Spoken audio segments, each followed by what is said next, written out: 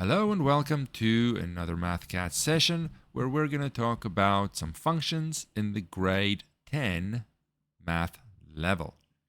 We're using IXL to generate some examples for us to help our discussion. Feel free to explore that further or use any platform, any textbook that you might need or you might have so that you can practice these a little bit more than just the questions we're doing in the video. We're going to talk about some functions. Now, let me just give a little background here or review, depending on your situation. In general, I have an input variable or a variable that I view as an input. Yes, often that's called x, but not always. And often the output variable is called y, but not always. Don't get too attached to them. And I want to think of my input number being fed through some rule, also called a relation, and spitting out the output value that corresponds to that. However, these rules can be absolutely anything. And I can certainly get some fancy things. When we talk about a function, we're placing an extra restriction on these rules that have a lot more structure. And in the early stages and very far into like at least first year university, those are more than sufficient to cover our needs, even though there are more fancier things. And the function requires, in addition to two variables being connected somehow, that for every x value or input, excuse my sloppy writing, there is a unique output or y value. Now, what does unique mean? Unique is the key here, which means that if I take 17, for example, as my input, the output is 17. Right? I am not going to have this input number correspond to anything other than this output.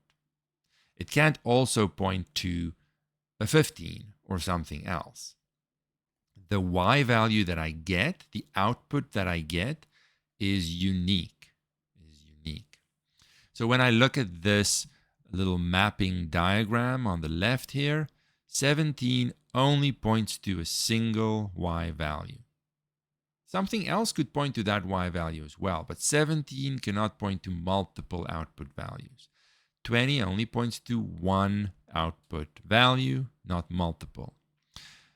It doesn't split to the right. 15 only points to a unique y value. Its y value is 14 and nothing else. 5 only points to a unique, specific y value of 18. So again, something else could also point to 18, which is unique for that x value, but every x value has only one y value. We can also say here, there's only one y value for every x value. That gives us a lot of structure that makes things much, much simpler. So yes, this is a function. Submit. And yes, we are brilliant. Sure. So now I can have the function represented in different ways. I can make a little table.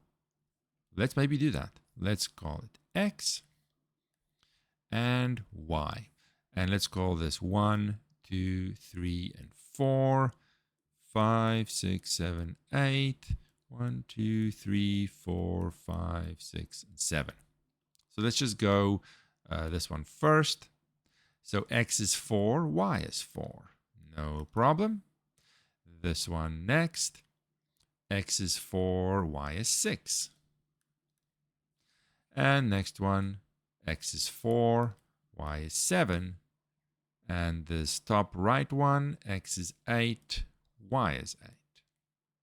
Now you can use arrows to help visualize. Whoopsie, no, not this way. Go back to visualize what we are doing here. But there are no multiple 4s. This is all just 4. And a better way to represent this mapping, this relation, is to go back a little bit, actually all the way back, and say, well, 4 points to 4, as well as 6, as well as 7, 8 points to 8. So now I do not have that function requirement. 4 does not have only one y value. 4 somehow, whatever the rule might be, could be some weird fancy rule, corresponds to multiple y values. That is not a function. The function requirement is for any x value, I get a specific unique input. Only one. This is not a function. Where's my submit? Oh, it's hiding back there. Submit. Not a function. And again, what I need to get used to is really how the relations are presented, how the rules are presented. I can make a little table, input, output. 7 goes to 9. Does 7 go to anything else? No. 15 goes to 6. Does 15 go to anything else? No. 6 goes to 18. Does 6 go to anything else? No. Therefore, yes, it is a function. Now, of course, perhaps I'm going a little fast just to get through some of these questions, see some variety. Feel free to pause, of course. That's the beauty of these videos. So let's do this without a table. But again, you can always do the table if this feels too much in your head to keep track of. Here I see that this and this point will have the same x value but different y values. So I'll have a situation where the x value points to 2 different y values. That is not allowed in a function. That is not allowed. And as soon as that happens, the whole thing is not a function anymore. It is not a function. It's a more general, what we call a relation. I keep missing my submit button. There it is. So now I'm going to leave this one for you to see, say in the comments, is it a function? Yes or no. When I look at this. So pause, think about it, and let me know in the comments what you think. We're going to go to something that's arguably a little bit more common as we go further. And that is to look at a function as a graph. Oh, sorry, not a function, a relation as a graph and decide if it's a function or not. So here we have infinitely many x values pointing to y values. Too much for me to list in a table. For example, I can look at this point over here, and here are some examples. X, not y. I say x, but I write y. X versus y. Not all of them now, just some of them. This one will have x0 going to y. What is that, right? I don't even know. 1, 2, let's just say -2.5. It's probably not. It's a little lower than that, but just to get you the idea. Here I get x is -1, 2, let's say 3.5. Just to visualize how this is just a large table. And y now corresponds to 0, as well as many, infinitely many others. Thinking about the dots, the points on the previous example, what would make this not be a function? Well, if I have any point, let's say over here and over here, where a single x value corresponds to 2 y values, that means the graph somehow has to go through all of these points, right? And I have this situation. Here, you can look at any. So a vertical line here will connect these 2 points, showing that, yes, if my graph crosses the vertical line in 2 points or more, then I have the situation where a single x value corresponds to 2 y values. That's not a function.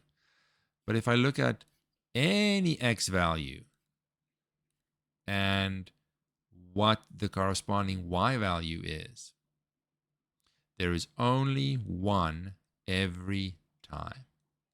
That is the requirement for a function. And we'll go ahead and say, yes, this is a function. Submit. No, I did not click it. Click it. And let's see this one, for example. Now, yes, if I look at x values over here, there's only one y value that it points to. However, there are some problems here. And the vertical line can point them out. If I look at this vertical line, which indicates a specific x value, that crosses the graph 3 times. That means for that x value, whatever that might be, there are 3 different y values that correspond to it. That is not a function. So I have my vertical line test. That if I draw a vertical line anywhere on the graph, anywhere in the domain, let's say, and it crosses it in 2 or more places, that one vertical line, then it is not a function. So there could be other lines. I just need to find one vertical line that does this, and then it's not a function. It is important to understand the function concept first with tables and little arrows before we go to a graph. Here's a very common graph, a circle, that you'll see in high school. However, so relations don't have to be super fancy situations, super fancy rules connecting x and y. They can be as simple as a circle. However, there is a vertical line. Now that line does not look that vertical. I should make it perfectly vertical. There we go. And that's not even vertical, but whatever. It should be always vertical. It crosses my graph in 2 points in this case. Therefore, there's an x value that corresponds to multiple y values. That is not allowed in a function. In a function, every x value points to one y value only. And so this is not a function. Let's see what the next one is as our last example. Let's look at this graph. And again, to wrap things up, you let me know in the comments if you think yes or no, this is a function or not.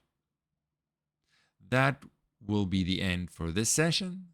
Let me know if you have any questions, comments, or concerns of any kind, and we'll see each other next time. Welcome to MathCats, where we aim to better understand mathematics. Join us weekly for discussions on elementary, high school, through to university math. You can request the next topic by leaving a comment on our YouTube channel or by emailing us at mathcats314@gmail.com. And as always, remember to like and subscribe. Thank you.